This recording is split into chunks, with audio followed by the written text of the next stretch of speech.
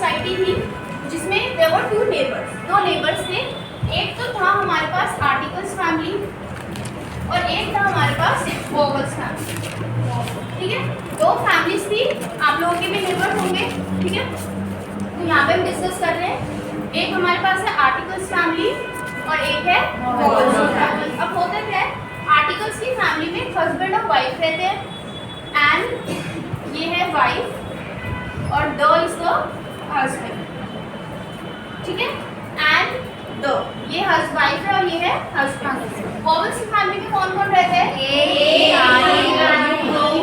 I O you.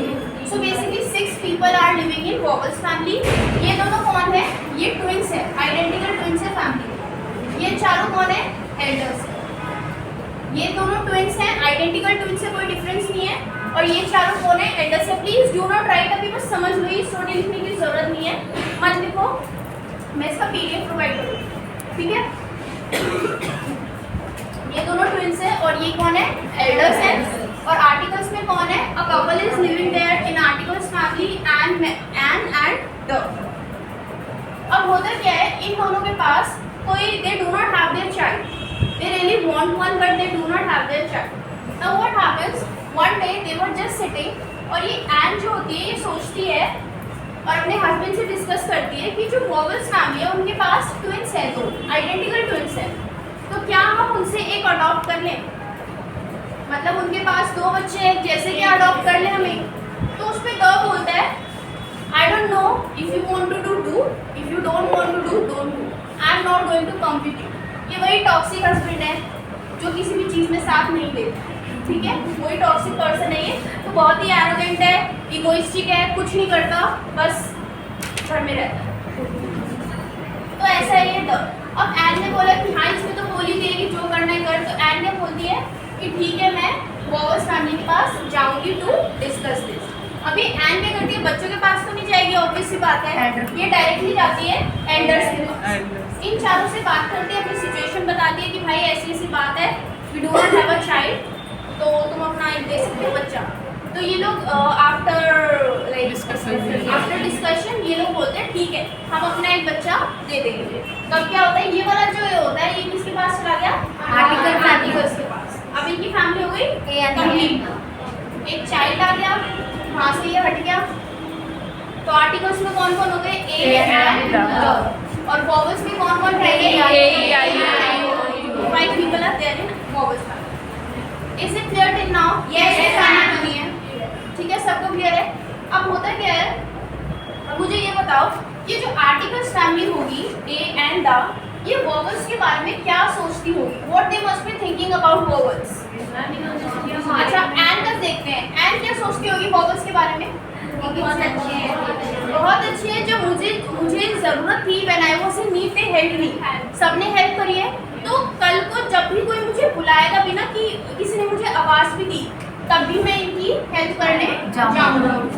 बहुत अच्छे हैं, अगर मुझे वो आवाज़ भी देंगे ना तब भी मैं उनकी हेल्प करने जाऊँगी। तो क्या सोचता होगा? तो ये है कि अगर उनके घर में कुछ इंपॉर्टेंट होता है ना, लाइक कोई ओकेजन हुआ, अब थोड़ा सा तो रिलेशन बन गया है, तो कहते हैं वैसे नहीं जाऊँगा, जैसे ये तो बुलाने पे ही चली जाएगी, वैसे नहीं जाऊँगा, कुछ इंपॉर्टेंट हुआ तो ही जाऊँगा, वरना अपने घर पे रहूँगा। ठीक है, ये था वो द। ये क्या सोचता होगा? ये तो ये क्या सोचेगा कि भाई मुझसे तो पूछा ही नहीं, मुझे जाना था या नहीं जाना था। ऑब्वियसली बात है ना, इससे भी पूछना चाहिए था, बट किसी ने पूछा नहीं, चारों ने डिसीजन लिया और भेज दिया। तो एक और ये था कि चाहे कुछ हो जाए लाइफ में, कभी उनके पास नहीं जाऊंगा। ठीक है, चाहे वो कितना ही बुला ले, कभी भी नहीं जाऊंगा। एंड क्या बोली कि अगर उनकी थोड़ी सी भी आवाज़ आएगी तो मैं जाऊंगी। अब ध्यान रखना, मैं क्या बोल रही हूँ, आवाज़, साउंड। इनकी अगर हल्की सी भी साउंड आई, आवाज़ आई, तो एंड दौड़ के जाएगी, ए कभी नहीं जाएगा। द क्या बोल रहा है, जाऊंगा पर कुछ इंपॉर्टेंट हुआ तो ही जाऊंगा। Is it clear? Yes ma'am. इसी से हमारा कॉन्सेप्ट बनता है, जैसे मैंने बोला वोवेल की साउंड डिपेंड करती है, वोवेल की साउंड सुनेगी, देखेगी नहीं, साउंड पे डिपेंड करेगा कौन बुला रहा है। तो जैसे इसमें मैंने बोला ऑरेंज, किसकी साउंड आ रही है? ओ क्या है? तो कौन आएगा इधर? N orange. ठीक है, एक और एग्जांपल डिस्कस करते हैं। मैंने बोला NGO. NGO. बोलो NGO. बोलो NGO. ऐसे sound आ रहा है starting में. A क्या है? Vowel है. कौन आना चाहिए इधर? N. Similarly मैंने बोला nest. किसकी साउंड आ रही है? नो की. नो क्या है? वोवल है? नो वोवल नहीं है भाई. Now see this thing. NGO ये भी एन से स्टार्ट हो रहा है, ये भी एन से स्टार्ट हो रहा है. But what matters is your sound. Spelling से फर्क नहीं पड़ता. साउंड ये जो एन होगी ये स्पेलिंग नहीं देखेगी, वो देखेगी साउंड किसकी आ रही है. अगर साउंड वोवल की आई तो ही जाएगी, वरना क्या बोलेगी? नहीं जाऊंगी. वरना किसको भेज देगी? ए को भेजेगी. Is it clear? एक और ले लेते हैं. जैसे मैंने बोला मंकी, क्या आना चाहिए?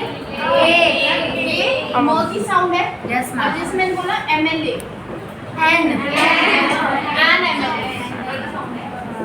अच्छा एक और चीज, ये होता है एन. इसमें बड़े ए की मात्रा आती है एन, और ये होता है एन. एन प्रोनाउंसिएशन में डिफरेंस है. एन नहीं होता ये, एन एन. ठीक है? Yes ma'am. तो ये है आपका ए और एन का. और एक और चीज है, ये जो ये वाइफ है और ये चाइल्ड है, बेसिकली मदर और सन या मदर या डॉटर कुछ भी ले लो, इनमें एक सिमिलैरिटी है. वो सिमिलैरिटी क्या है? ए. दोनों एन और ए, इन दोनों का मतलब क्या होता है? वन. इफ आई से अ nest it means one nest. N orange one orange. A book one book. तो दोनों का मीनिंग क्या होता है? वन. बट